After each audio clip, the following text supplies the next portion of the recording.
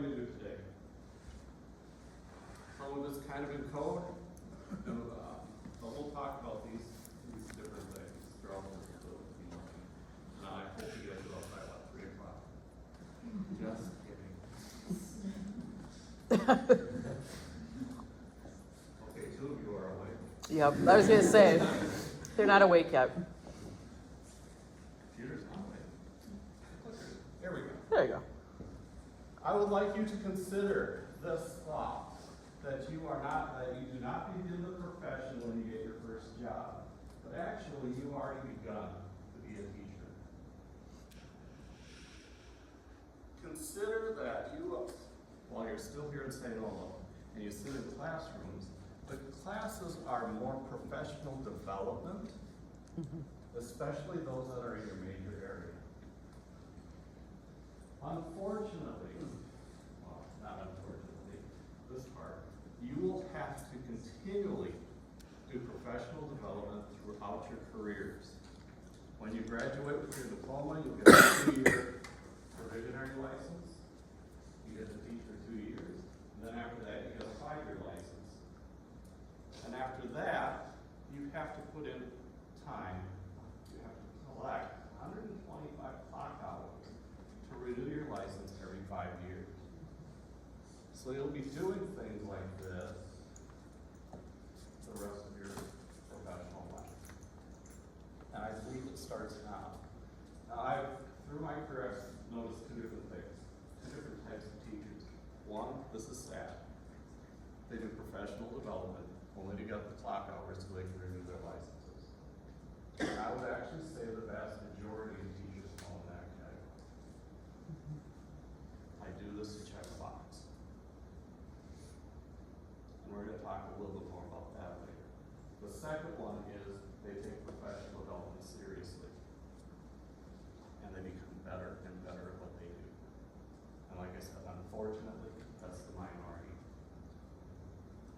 And even within your classes, if you consider them as professional development, you'll start to take things and see things a little differently instead of I'm just a student in a college. The Cornell notes, we're going to go through 4 major segments this morning. You have a 1-page for each segment. You can take notes. For those of you that are used to Cornell notes, you can kind of put questions on the side, because I'd love to answer your questions. And then at the bottom, we're going to do quick writes, the summary section. And that's why I chose Cornell notes for this. It's a way to get students, although Abbott has moved away from Cornell notes into focused note taking. I often hear this too, or see this, witness it. I go to classes, teachers say, take notes.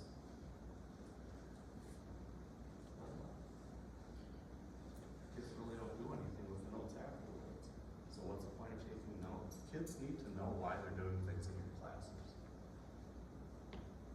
And then help them to understand that Google, what's it called?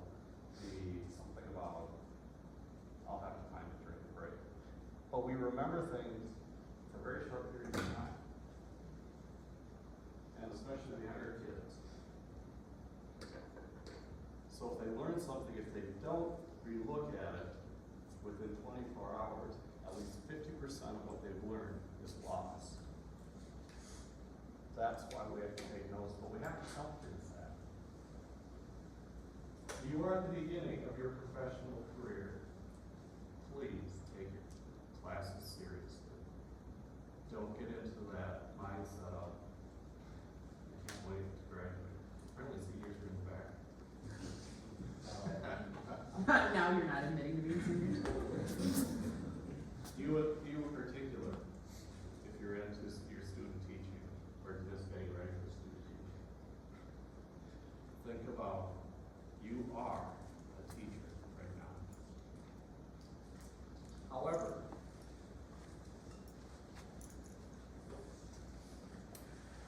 should I just stand back here and hide?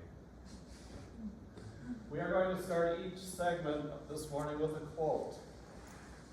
Teaching is the one profession that creates all other professions. That's why it's the most important profession.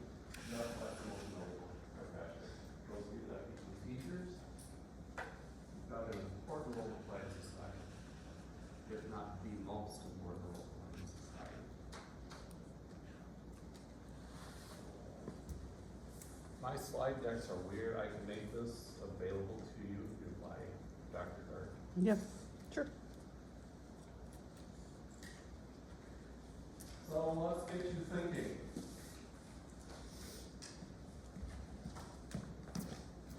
What do you remember about your pre-post-secondary career?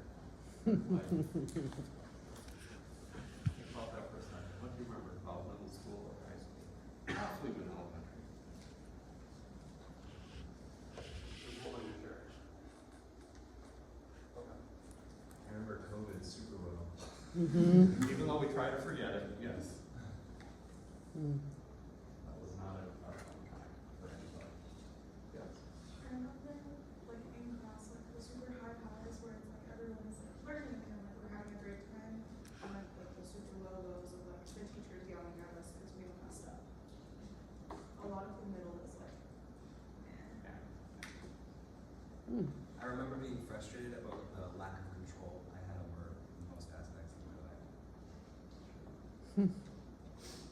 my music classes were the best ones like that. Although I speak for it. Generally speaking, with teachers. How many of you think of that one person that really made it? I remember social dynamics more than classroom content.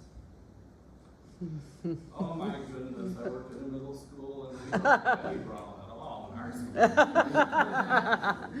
I'm glad you said that because whenever I ask this question, I never hear, I learned about the Pythagorean theorem. Yeah. I know it is, whatever it is, gerund is, I still don't know. I don't know when to use a colon or a semicolon, I have to look it up. Nobody ever says to me anything about content. It's all about relationships or the environment. Always. There has never been a single person who said anything about content, except for kind of general about music. Now think about that for a second. So why are we doing what we do?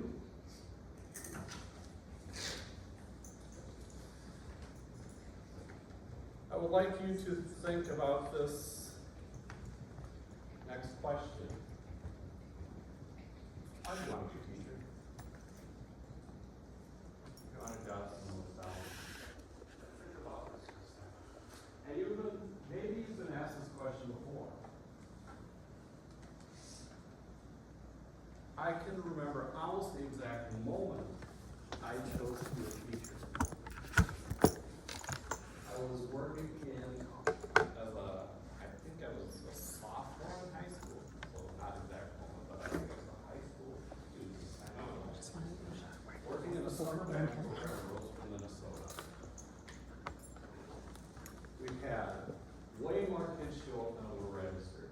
So the band people, the director said, hey, if you're thinking about music education, take this group of 12 saxophone kids and teach them this summer.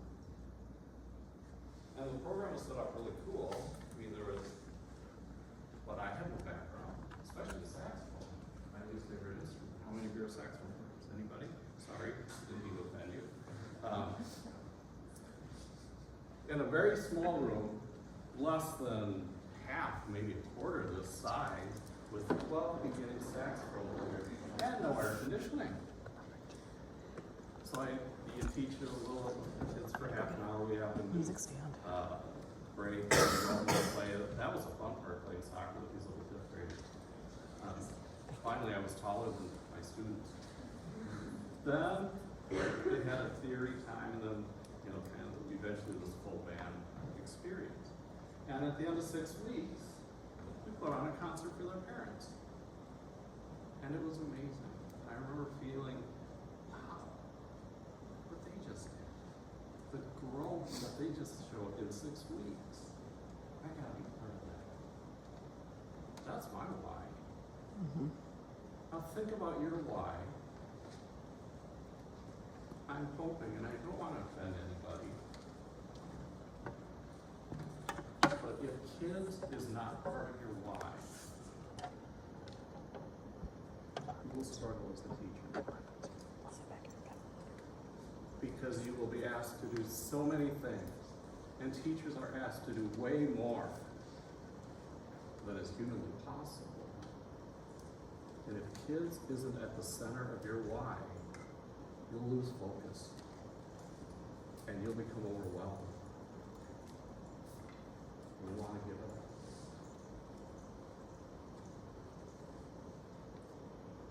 So I'm hoping that deep down in your heart, kids is somewhere in your why.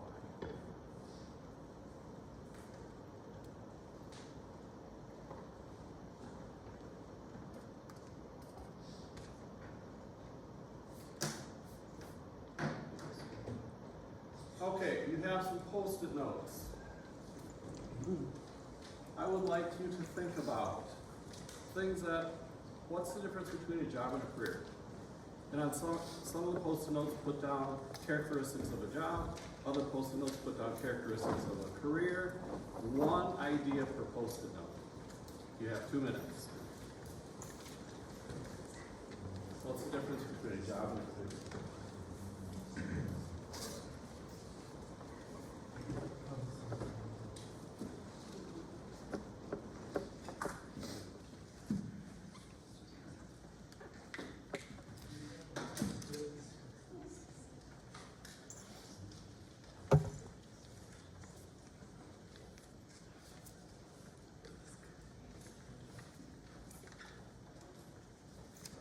And when you run out of things to write down, go ahead and put them up on the post or the chart paper up here. Jobs, careers.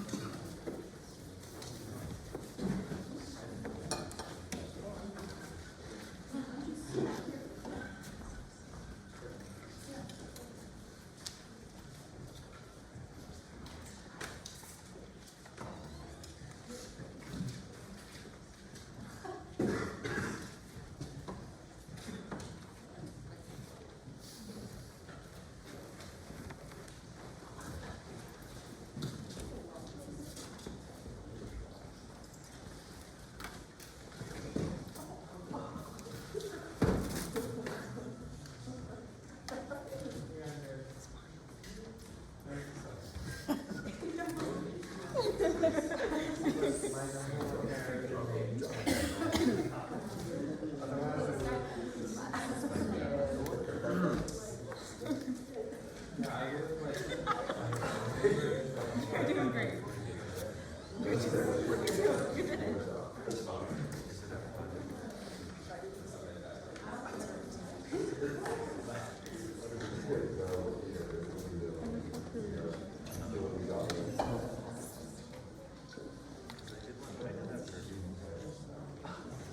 Okay, so up here, what we see jobs, kind of, the themes that I'm seeing up here, temporary, means to an end. You know, I'm saving up for college. Less responsibility, clock in, clock out, supply needs for living, purely financial, just work. On the other side, with careers, longevity, over the long term, passion comes up a number of times, something you want to do, more time, interpersonal, talent, purpose, lifelong. And these are all really good descriptions of jobs and careers. In fact, Forbes, and no, I don't typically just read Forbes for fun. Pay, benefits, perhaps some social perks, primarily about earning that just a paycheck. Where careers,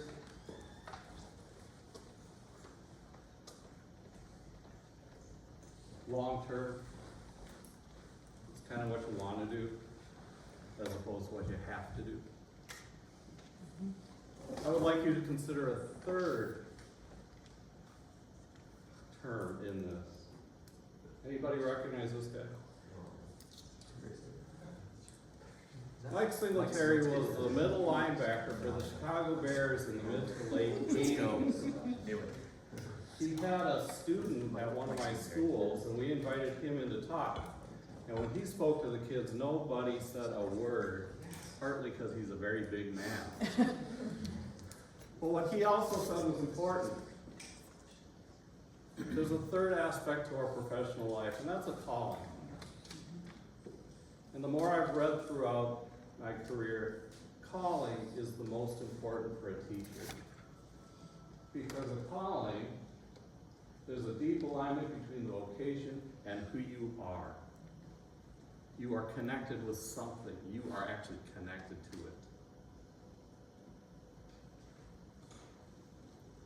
Because you're making more of a contribution, you're also most satisfied with what you're doing. Jobs, we don't have any connections with jobs. Careers, maybe a little bit more. But honestly, careers are a means to an end, more long-term than a job. But a calling is who you are.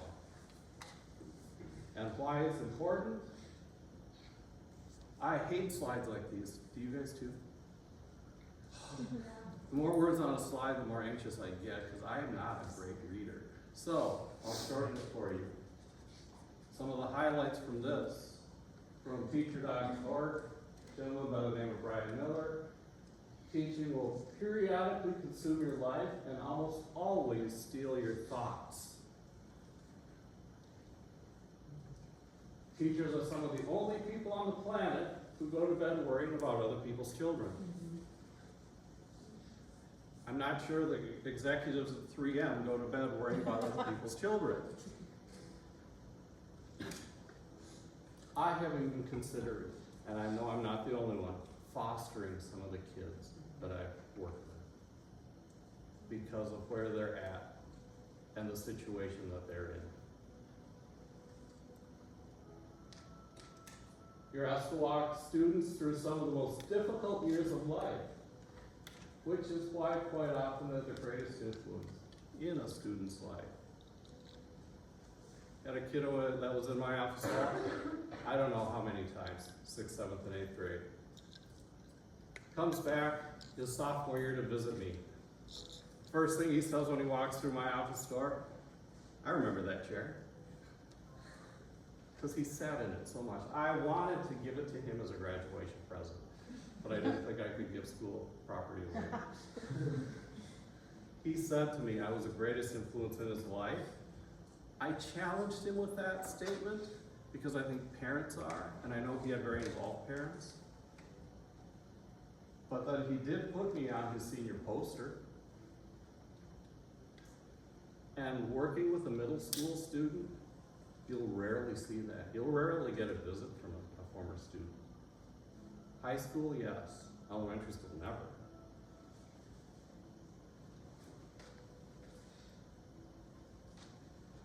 You have the opportunity to impact life deeply. I wondered if sometimes if I did. This email came into our district office. I know it's small. I'm glad you're not 40 yet. I'd like to thank you for the importance of music, importance of community, importance of making each student feel like they mattered. Again, she didn't say, on my baritone, I figured out B flat was no valve sound. Or quarter note was 1 beat in 4/4 time.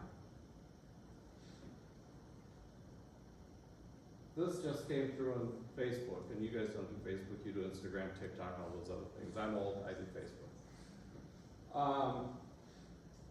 Skipping down, she did cry in my office a number of times. She was going through a lot of stuff in middle school.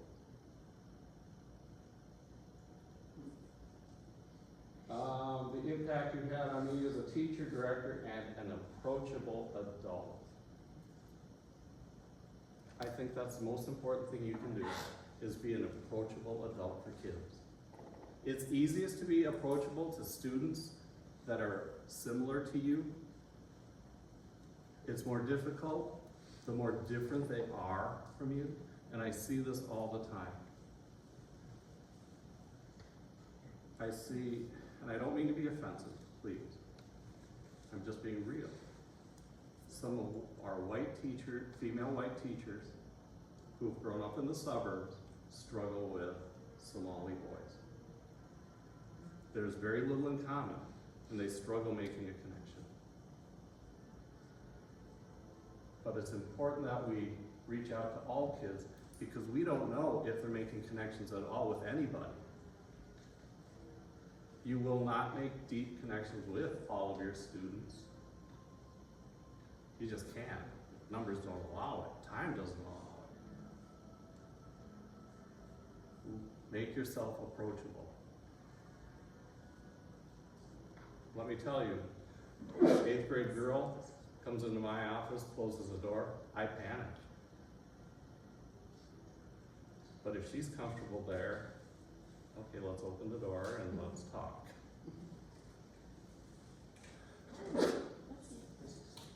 So consider this, a teacher affects eternity if he or she can never tell where his or her influence stops. So what I would like you to do now is think, if you wrote something about your why, if you want to amend it right now, or change it or add to it, please do so. And you can do that in the summary box at the bottom of the page.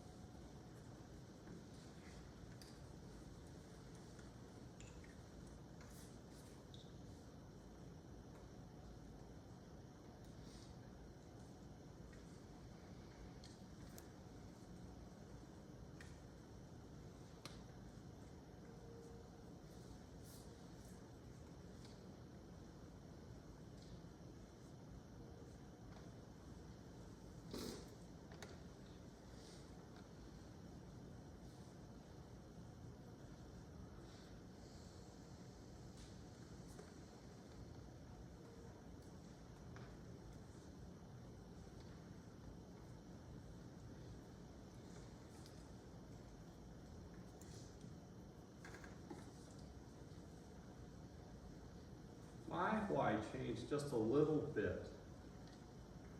When my principal said I should go into administration, and I'm thinking, I like kids, I like working with kids. And she said, you still will, but in a different way and with a different population of kids.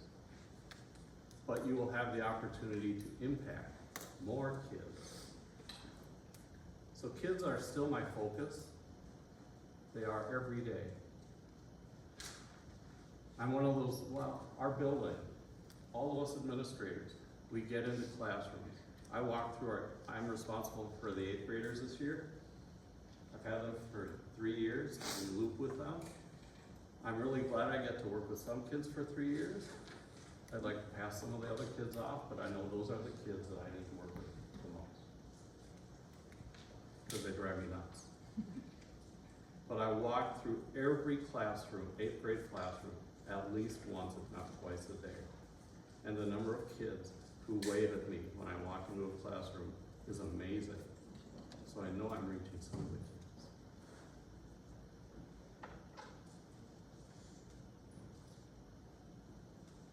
Okay, we're gonna move on to the next little segment. You can flip the page over if you need more space to write. Effective teaching may be the hardest job there is. In fact, there have been studies out. The most stressful job in America is air traffic controllers, based on the number of decisions that they have to make an hour. Followed by urban school teachers, and number 3 is the President of the United States. I think Americans in general right now are more stressed. But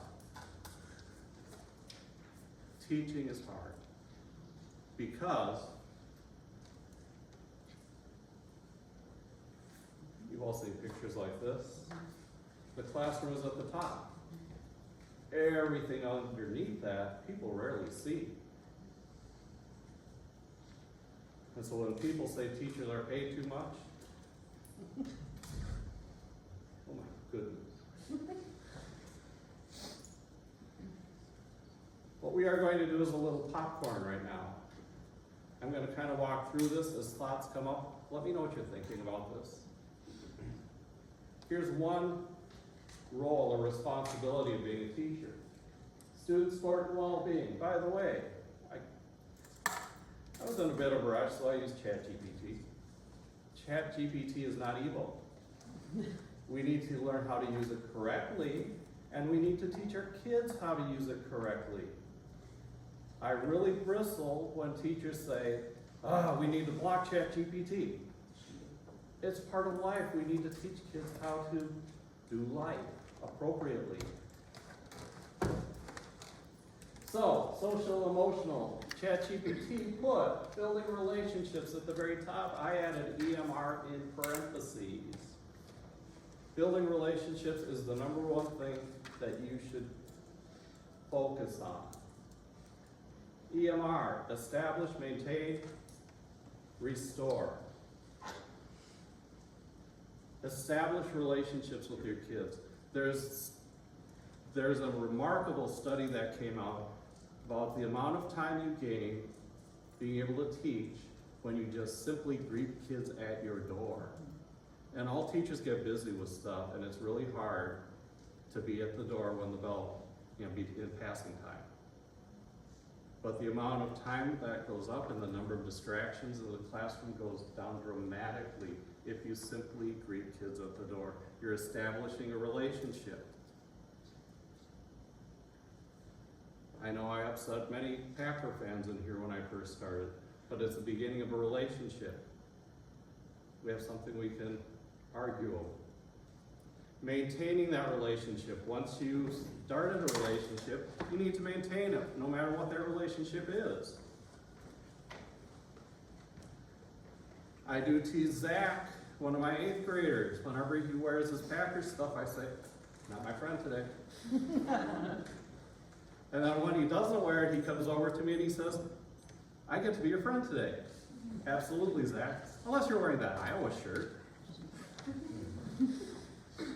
Simple things like that. Establish and maintain a relationship. And at some point during the school year, that relationship will probably go south somehow.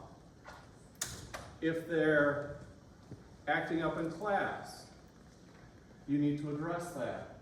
You might need to call their parents and they're gonna hate you. How do you restore the relationship? An extreme example, William. He and his friend Grayson love to wrestle. Not safe in a public school hallway. We have 1,000 kids in our building. Wrestling is not good. So they moved it into a classroom and they'd wrestle. And no matter what I did, and I have a really good relationship with William and his friend. So I finally pulled out the I'm just gonna be a jerk card, and I went off on them. I absolutely yelled. Which surprises kids because, I've got a pretty big voice if I need it. William kind of cowers in his chair as I'm just going off on him. I get an email from his parents, you shouldn't have yelled at my son. Now he's afraid of you. I called the dad back, not email. That personal touch matters a lot, even though it's scary. I called dad back and I said, this is what I did. I've done all these things. I can't get your kid to be safe in school. Safe. How can they argue with that? I don't want him to get hurt. Now it's personal. I don't want him to hurt others. Then he'd have that responsibility. I've tried all these different things and I have not been able to get through to William. So I pulled out the last thing that I know to do and I went off on him. However, I did not yell at him in anger.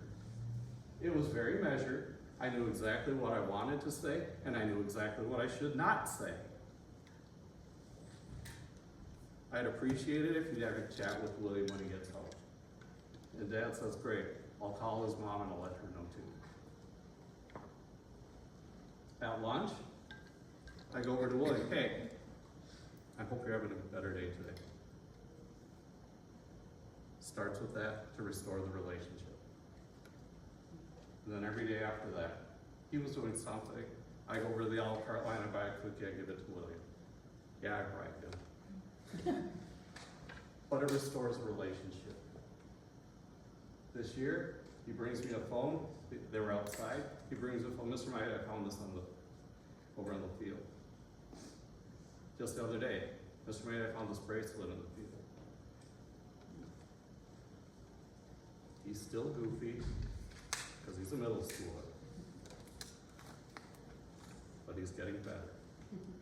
EMR, among the most important acronyms in education. So as you read through these other, identifying needs, equity and inclusion, if other thoughts come up, let me know, we can touch on those too. The making appropriate referrals is important. You are mandated reporters. Who knows what that means? Tell me.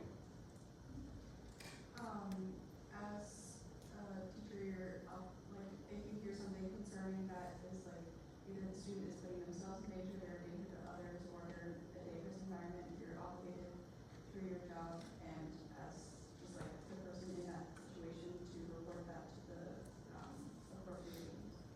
Absolutely. It gets really tricky though. They said something. Is it serious? Is it not serious? I see something on the arm. Was it an accident? Was it a cat? Do I report it? Do I not report it? In real life situations, it's really hard. That you are a mandated reporter, not a mandated investigator. So you turn it over to the people. I hate having to call child protector. There's going to be a really messy situation in the house, if not that night, in the coming days.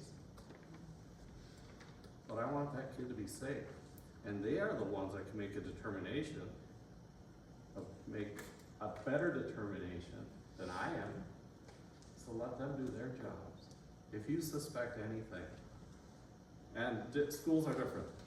Some schools we report it to social workers or counselors or administrators. You have, if you feel somebody, one of the kids is unsafe, you need to report it. Ensuring all students feel valued. And again, it's hard with the kids that are always messing up or goofing off in class, or kids who are very different than us. But all of them need to feel valued. ChatGPT put curriculum and assessment second. Glad they put it in there somewhere. Kids won't learn. There's a video, Rita Pearson. All Kids Need a Champion, I think is the title of it. Look that one up. It's a TED Talk. All kids need a champion. Kids don't learn unless there's a meaningful relationship. Every kid needs to feel like you like them. That doesn't mean you have to like them. They have to think you like them. And then the learning can happen. Very few kids, if they feel like that you like them, won't do what you ask them to do. But most kids, if they think you don't like them, will not do what you want them to do. 4 weeks into school, it was actually last week, so we were 3 weeks into school. One of my 8th graders comes up and says, his English teacher hates him. And I think, what happened? In the first 3 weeks, and the first week is spent on relationship building. I don't like hearing those words, and I have to dig into this. What happened? So guess who's the biggest clown in her class? That English teacher's class. He has nothing to lose.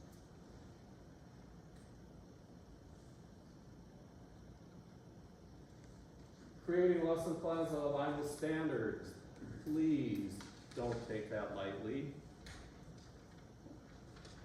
When I stepped into this position in Lakeville, I felt like I was 10 years in the past because things we were working on in St. Paul were now happening in Lakeville. I was like, what?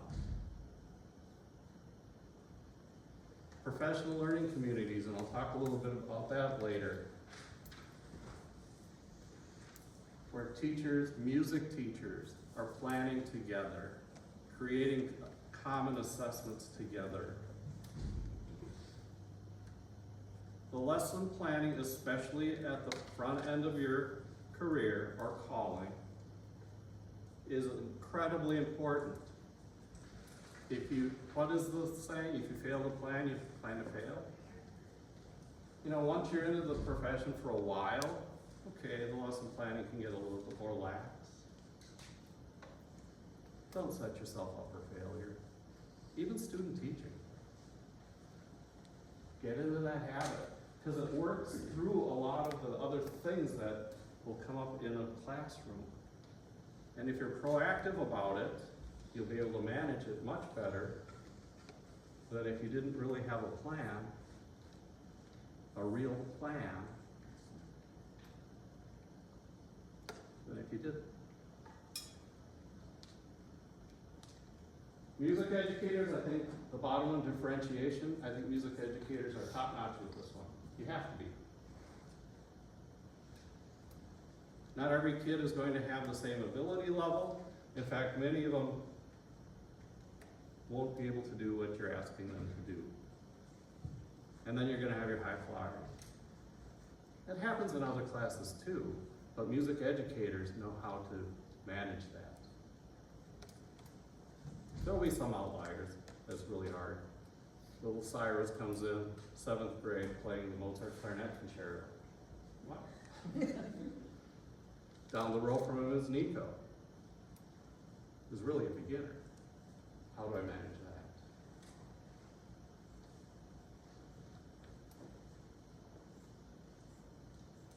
Number 3, professional duties, collaboration, professional growth, mentorship. Again, I'll talk about the professional learning communities later on. Professional growth, you have to get your license, but don't do a have to. I get to be a better teacher. Mentorship, hopefully you will get into a setting where there's a mentor for you, but then that will transition into you being the mentor, which can cause problems, by the way. I'll talk about that later too.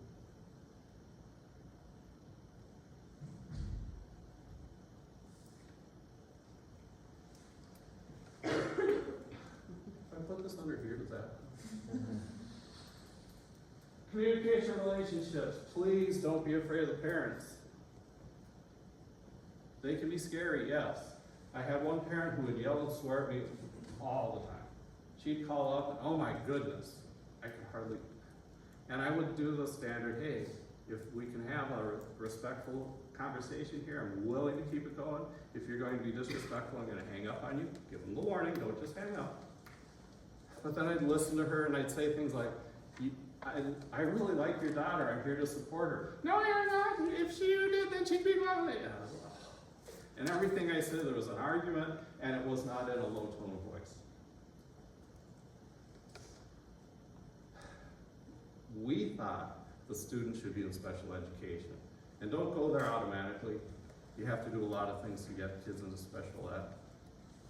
And don't naturally assume they should be a special ed student.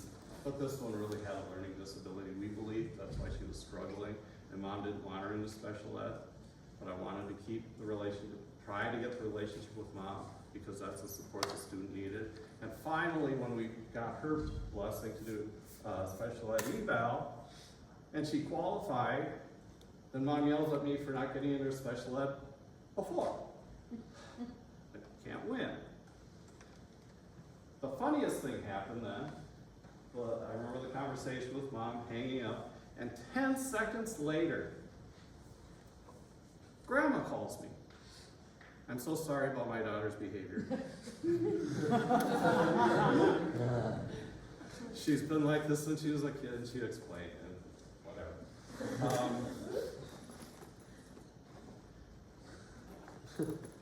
The kiddo goes on to high school. Yeah, I get in about 6:45 in the morning. That's what I'm looking forward to most, is never seeing 6:45 in the morning ever again, unless I really want to. But I'm walking into the school, in the parking lot, and a pickup truck full. Hey, Mr. Maida! And there's the mom. And she wants to chat with me to let me know how well her daughter's doing in high school. Yeah, parents can be difficult. But if you make a connection with the parents at the front end, before there's difficulties, it sure pays off when something comes up. Yes, it takes time, but it will pay off. Doing community things. If you're in the performances, you guys are going to be doing community things anyways. But it's amazing, if you show up at one of the sporting events your kids are at, you will floor them. I saw you at the game. Again, part of the relationship building.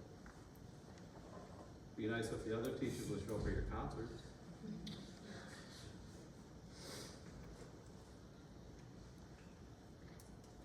Wow, no.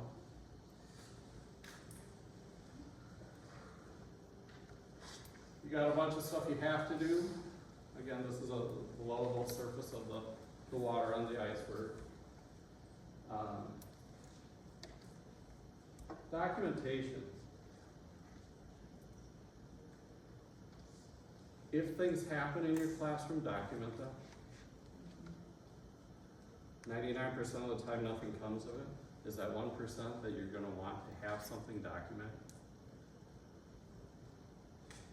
Grades, make sure you can justify grades. It's nice when you're grading and it's standards-based or based on their knowledge or ability to do rather than participation.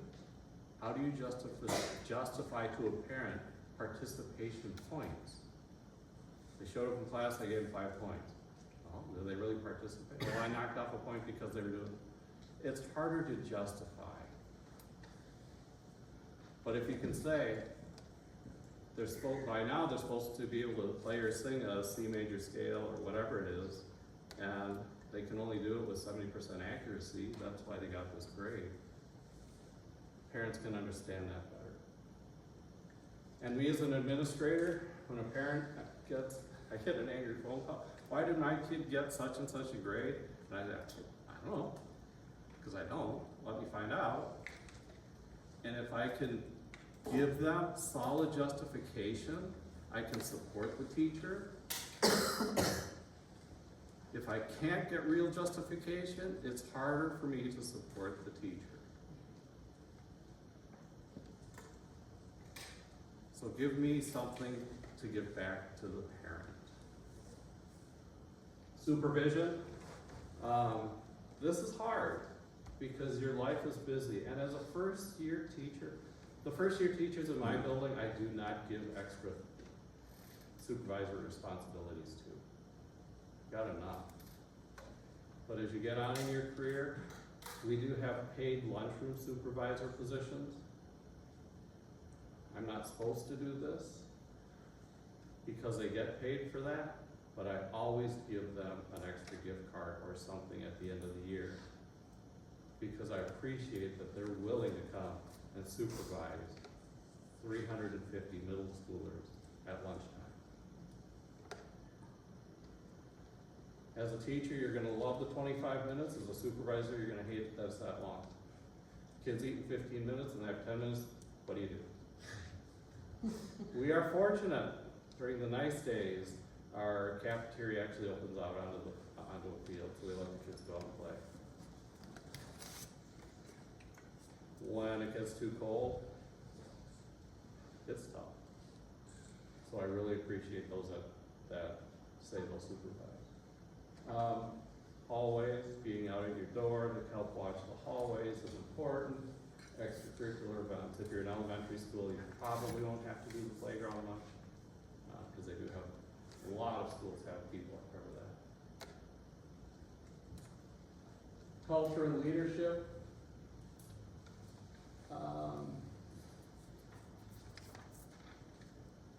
Many of you will do extracurricular groups, whether it's a jazz group or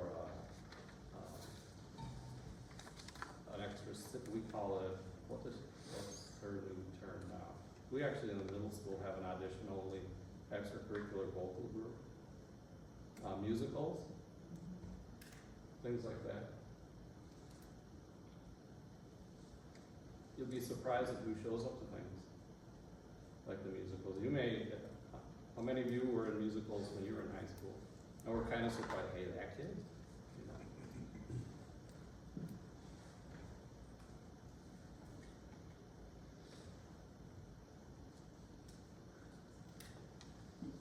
With all that on your plate, especially first year, don't let the entire staircase overwhelm you.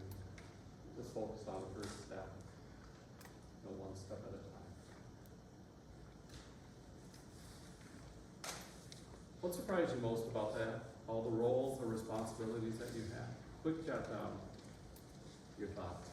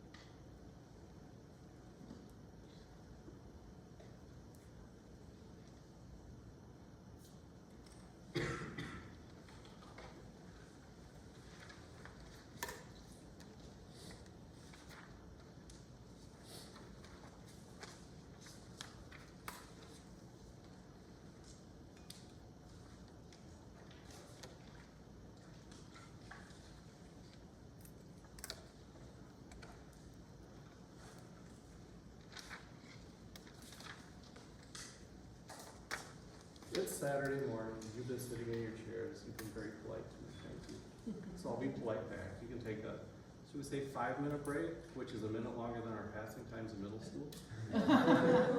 Go ahead, stand up, stretch, if you need to use the restroom. We'll give you 5 minutes.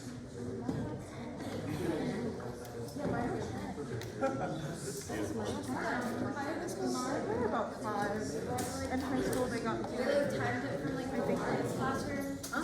but then they tore down, like, once I graduated, they tore down my baseball building and built like a new one. And now the passing periods are like 10.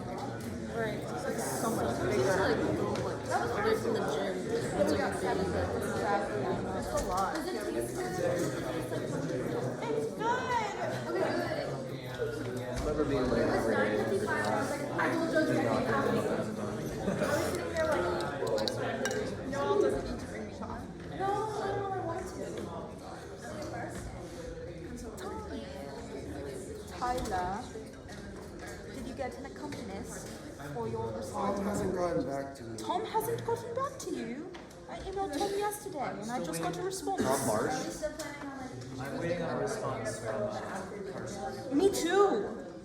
That was my first person to reach out to her. I like Carson. I haven't heard back from her either.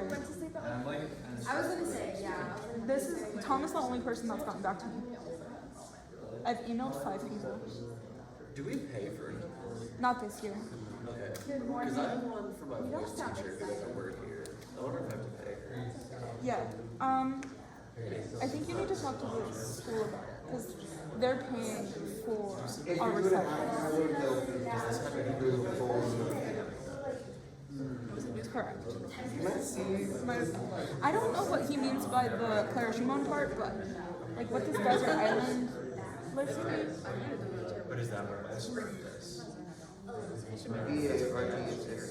Yeah, I I didn't know if someone's secret under making no. Oh, I emailed him. He's not at gmail.com. I did not know. Yeah. I know. Do you want me to send you the update? Because I just got it. If that's the right Tom, What did he say to you? he said that he could. I sent it to email.com. Oh. Do you want me to send you like the list that I got? I have the list. I must have literally Copied it wrong. typed it in.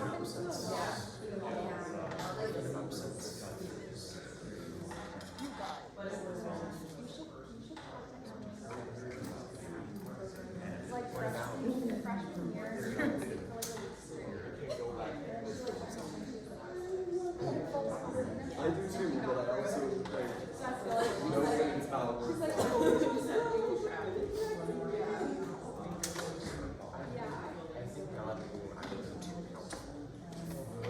He gives us zombie styles and zombie Ana Sofia. Ana Sofia. MSN.com. Yeah. I'm not gonna like have Noel. Yeah.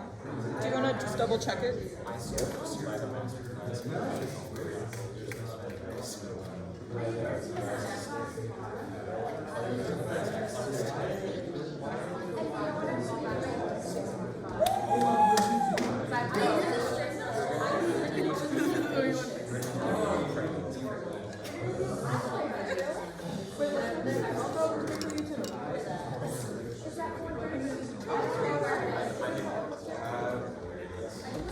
Just realized that I put in the wrong email address for Tom. He's the only accompanist that's gotten back to me. Actually, that's not true. There was a Carleton professor or something that Lisa recommended, and he got. I emailed him like in the afternoon yesterday, and he got back to me after choir. He said that he couldn't do it though. Not allowed.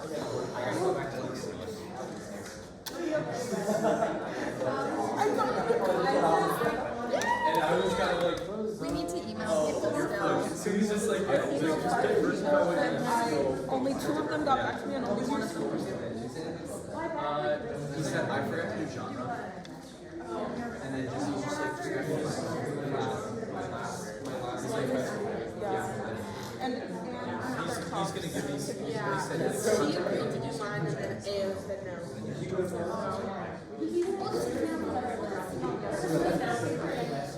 Yeah, I have a list, right?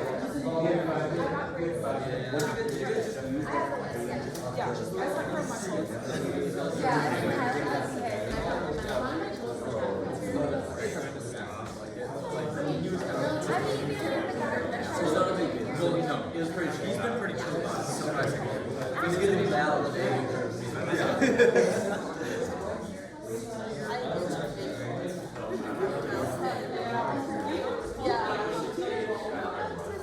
us in.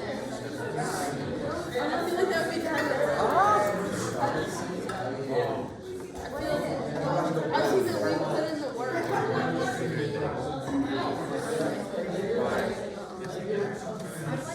Like my goal is to get caught up on my like see my working plan is to be my siblings are coming today and there's something tomorrow. My problem is like I have to go to a math class, studio class, so like tomorrow I have like a C and I'm going to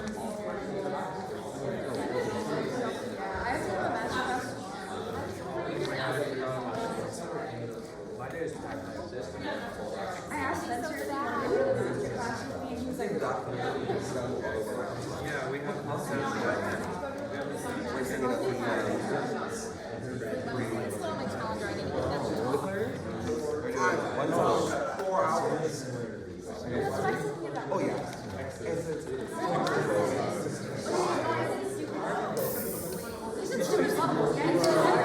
Okay, welcome back. I'm actually going to get you up and about a little bit because I know just sitting on any day, let alone a Saturday morning, is tough.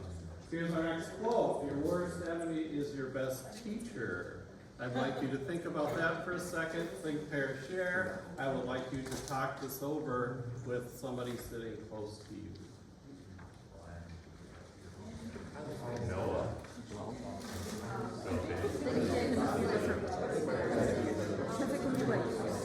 Your worst enemy is your best teacher. Literally, like your best teacher will push you so hard that you'll become your worst enemy. Or it can be like whatever that was like your worst enemy right now, you will learn how stressed and I thought of it that way. It's like your worst enemy. Maybe they don't like you. They kind of go there because they know maybe they know your faults or weaknesses or something. And so understanding what those are from like your enemy, your faults. That's all. I see what you're saying from that point too. That it's not the way around. That's so cool. I think it's really great. And that's the way I think it works.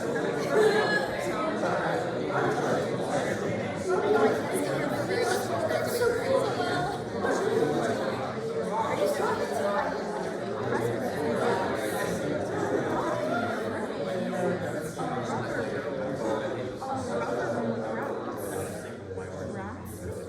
Okay, anyone willing to share what you guys discussed?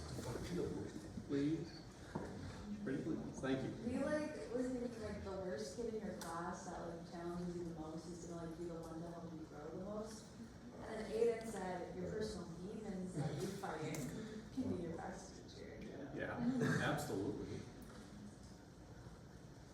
Anyone else like to share? Don't be middle schoolers.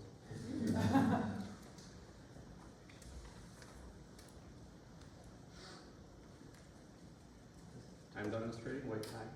I mean, there's always that like one class where like the teacher will like have an assignment or like have you do something from why are we doing this?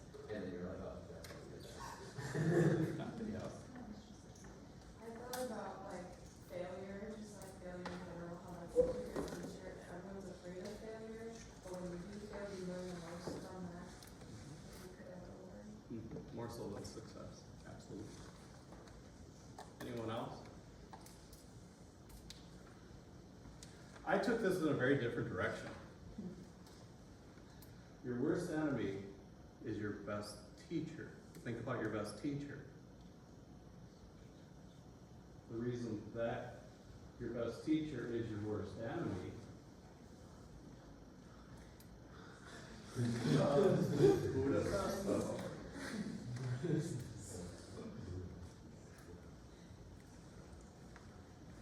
You have been sitting, or you have sat in a classroom for how many years? And what you will do is those things that you think were characteristics of your best teacher, we get into a cycle. You will then emulate that. This is why it's so hard to be innovative in education. Of the 10 eighth grade classrooms that I walked through, how many of them still have kids in desks and rows, even though we know that's not the best way for kids to learn? Why are kids in desks and rows? Because that's what's been done in the past. That's what my best teacher did. Why do I stand up in front of my choir kids, my orchestra kids, my band kids, and we just play through music and we stop and start?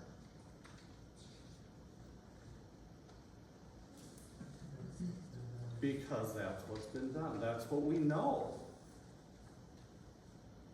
And so we repeat it over and over. And then your students, who will be here in, I suppose it could even be 4 or 5 years, will do the same thing. And then they'll be done the same thing. Lesson planning. Teachers, I can do this in my sleep. So we don't do that. Because we get up there in front of our groups and we rehearse. We don't teach. I shouldn't say that with all. I'm starting to see some. It is important for you to take everything that you're learning, everything you're doing seriously. And yes, we can make it a checkmark thing. You know, when I was teaching, we actually had to turn in lesson plans every Friday. It's not a requirement anymore, and I don't know why the unions fought it so hard, because we need to do that in order to make sure that our lessons are effective.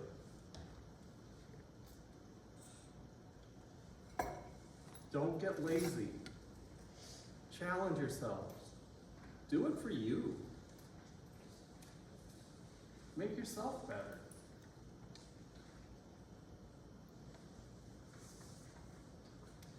Let's break this.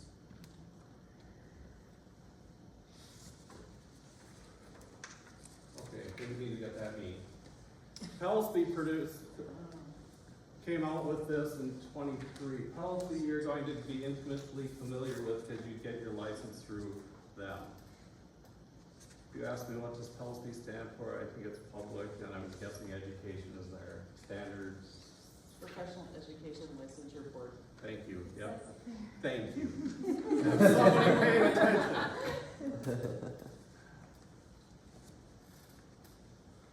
The effect, I'm just gonna stand back here like Yeah, sorry. Professor Kate's doing, and nobody just got that reference because you're too young. Standards of effective practice. Notice it doesn't say standards of effective practice for English teachers. Or standards of effective practice for social studies teachers. Yes, even music teachers are held to this. And they've broken it down into 8 areas. Notice students learning is number 1. And I'm so glad many of the districts are changing the title of the department from teaching and learning to learning and teaching. Because if we're teaching but kids aren't learning, why are we doing it? The focus needs to be on learning. In Lakeville, and I don't think we're too different than others, we go up to 2 Harbors every summer and we take beautiful sunset pictures.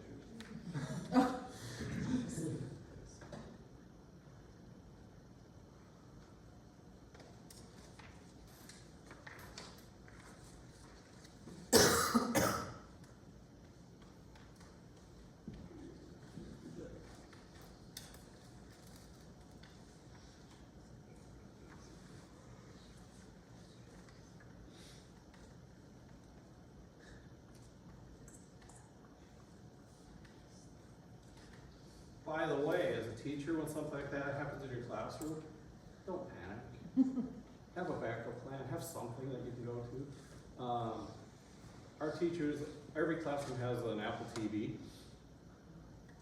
And periodically kids will try to break into the Apple TVs to disrupt what's going on. figure out what to do.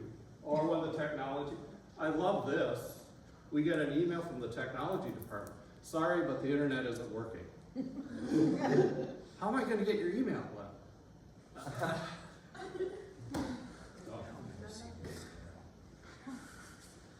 that'll get me on another tangent about silos and how everybody at the district office is concerned about their own area and they never talk to each other, but that's all else.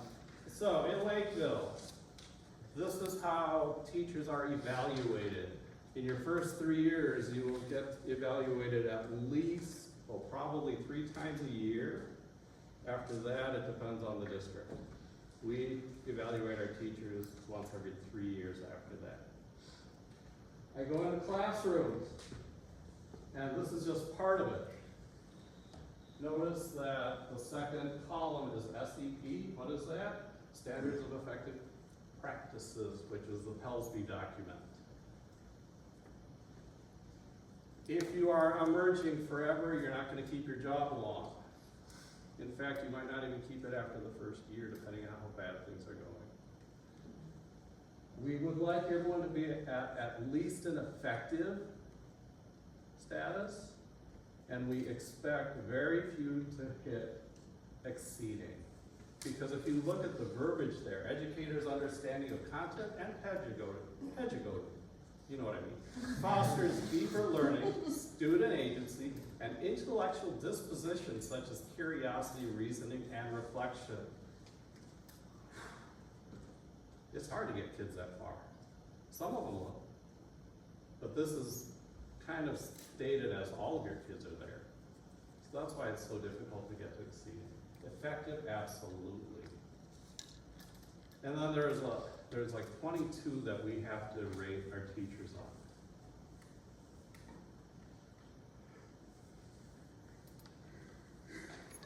on. In some ways, I'm harder on the music people than I am when I walk into a science class.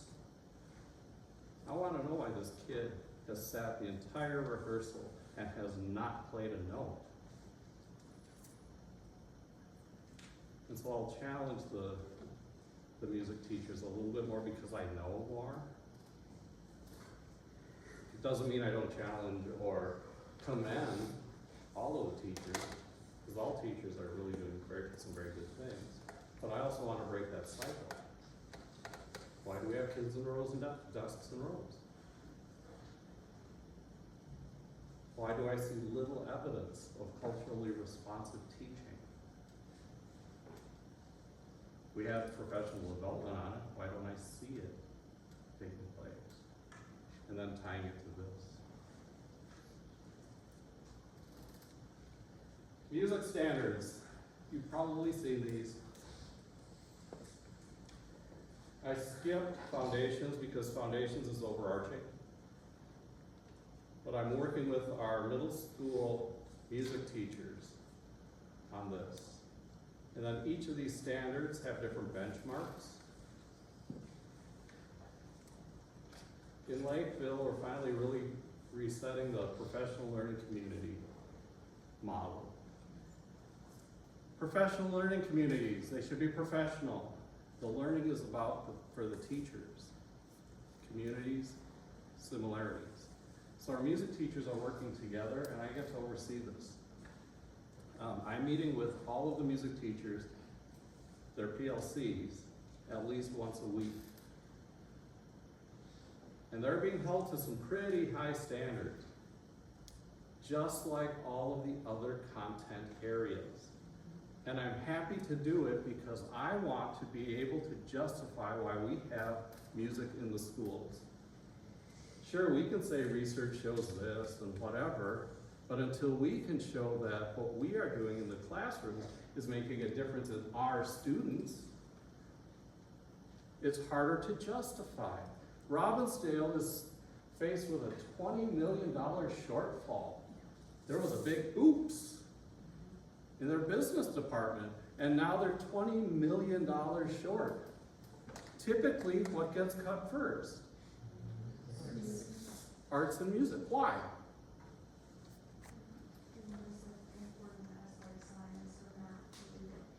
they're not deemed as important as science, math, or reading.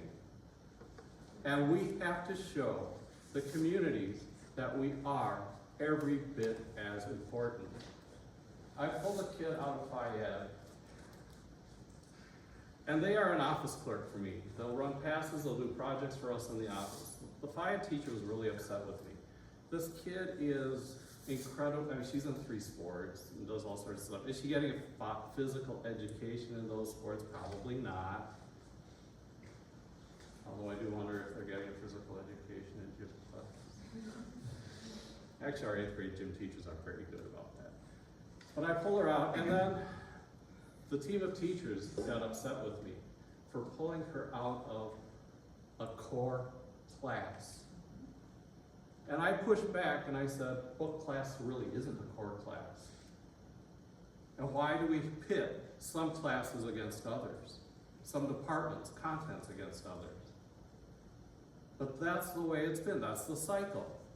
And until we show that we help kids in literacy and math, we actually support those things. And the more important we make ourselves, the harder it is to be the first to get cut. So when we're doing these, the PLCs, yeah, they have to be, all of the teachers have to be able to answer 4 questions. What do we want students to know? Why else are we, why are we doing what we're doing unless that is a focused question? What do we want students to know? How do we know that they're learning it? Please don't use your concerts as an assessment or the only assessment, because you don't know if all kids are doing what you want them to be able to do. 3, what do we do if they're not learning?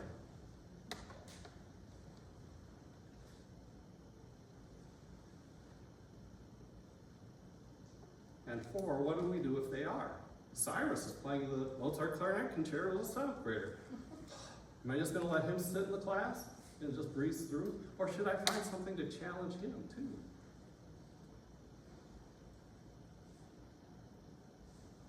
So I meet with the PLCs once a week and we go through those questions. They have dug into the standards and the benchmarks. They've created common assessments. This is how I'm going to know if the kids are learning what we want them to learn. And then they're getting together because some teachers are better at teaching some things than others. So it is. So can I learn from my colleague if my kids are struggling with music vocabulary? Sure. That's why it's a professional learning community, to support one another. We are not the only district doing this sort of thing. This is the front of their playbook. It's an online playbook, and they have to fill out agendas.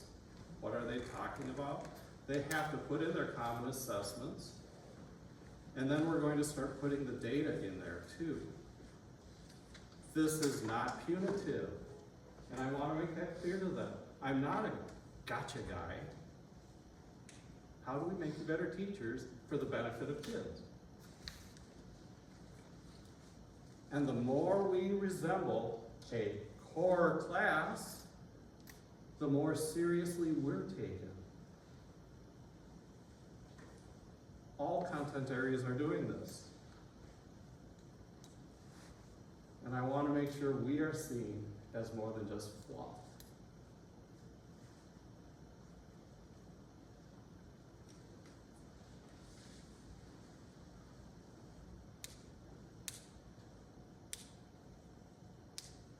The greatest sign of success for a teacher is to be able to say the children are now working as if I did not exist. You want to be creating independent musicians. You don't want them relying on you the rest of your life. Just like the English teacher doesn't want to have the kids relying on the English teacher, or math teacher, or social studies, or any content area. Help them to become independent musicians not a member of an ensemble.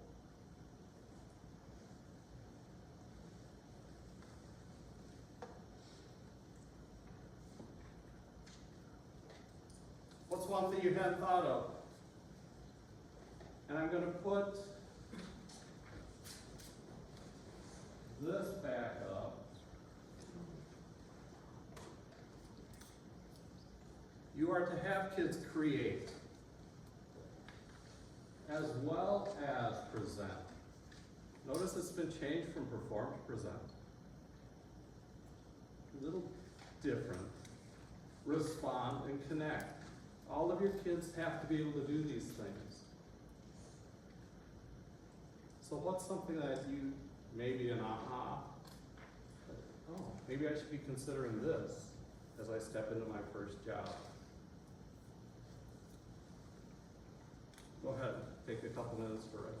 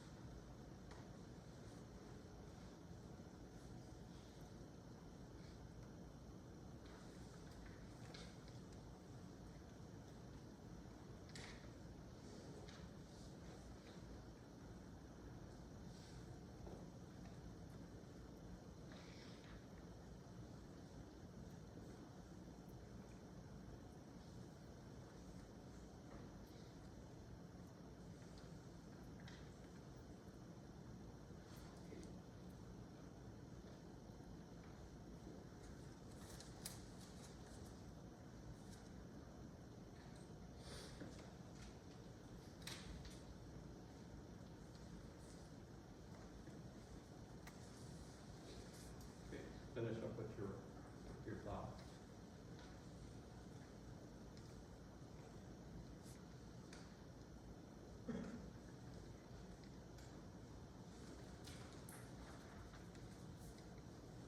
Here's our next quote. Teachers, you don't teach a subject, you teach a child. This really hit me actually a number of years ago when I was down, it was in St. Paul, I was in the HR department, and I was identified as a teacher of color. I'm a teacher of students. That's how kid-focused I want you to be, is to be that sensitive to things like this. You don't teach a subject, you teach kids. Keep everything you do kid-focused. An aside, Dr. Gardner asked if I would touch on a couple different things, and I've actually completely kind of ignored you. Sorry. Among the things is what to expect in an interview. Of all the things that we've talked about this morning and we'll talk about, those are things that you should probably consider being able to answer in an interview. Why do you want to be a teacher? Why do you want it for the specific position? What are your thoughts on curriculum, instruction, etc.? So I'm giving you some things to think about that could also help prepare you for interviews coming up. You're also getting some different things, ideas of classroom activities. You know, the Think, Pair, Share that we did. The quick writes, good to support literacy. And it's easy to do in a performing group because the kids don't have to get up and around, but just have them quick write. And then, as a teacher, it's nice if they start, I mean, even focusing this much on literacy, every sentence starts with a capital letter, ends with some sort of punctuation. That's reinforcing literacy, even stuff like that. So use some of these techniques when you get your own classroom.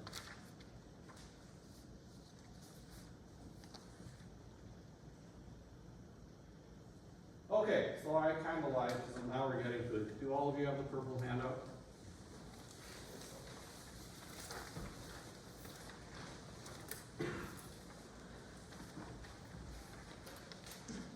We need to break up into 5 groups. Shall I do it the way classroom teachers do it randomly?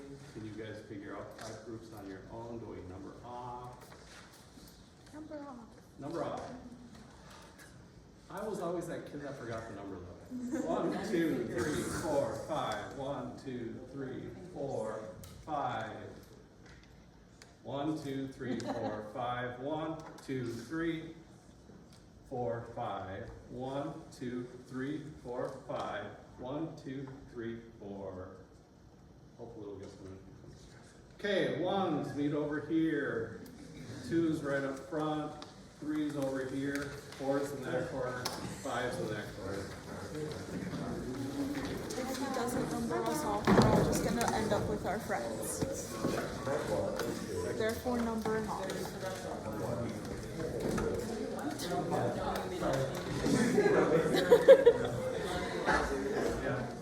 I was the one with that recommended the numbers because I know that she and I will end up together and Noel. Exactly. Okay, the article is titled 8 Questions These Teachers Often Ask, Answered. However, I abridged it, maybe it's all those years of reading Reader's Digest that did this to me.